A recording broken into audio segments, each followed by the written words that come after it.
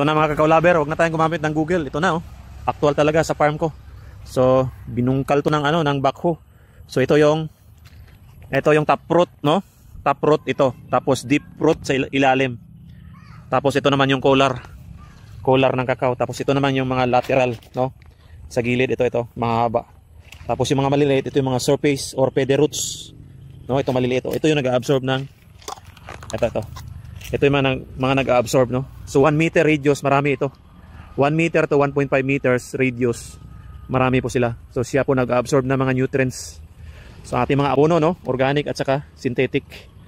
So yun po ang rooting system. Matanda na to, mga 20 years kakao na to eh. So ano siya? Tinanggal ng backhoe. Nasa half meters lang to eh. Hindi na siya buo. Oh. 60, pero kung susakatin mo yung 1 meter, saan ba yung 1 meter? Dito yung 1 meter oh. Ayan oh. Kung susukatin natin saan yung 1 meter. Dito po yung 1 meter. Ito po yung dulo niya. Itong dulo na yung 1 meter. Papunta rito. So ito na yung abunuhan natin dito banda. Ikot ang radius, no? So yan po yung rooting system ng ating kakao. Para pag lumaki, maging ganito tayo.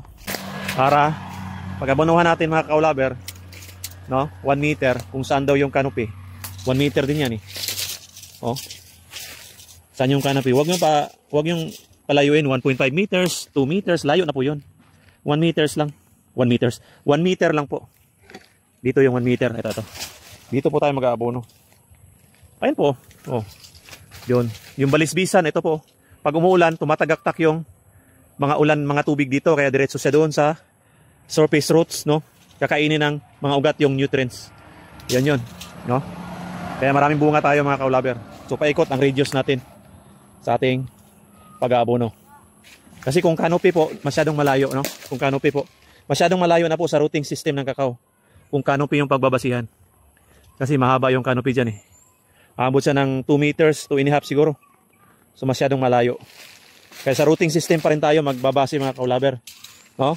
1 meters to 1.5 meters, doon tayo mag-aabono. Kaya masyadong maraming bunga, no? To see is to believe.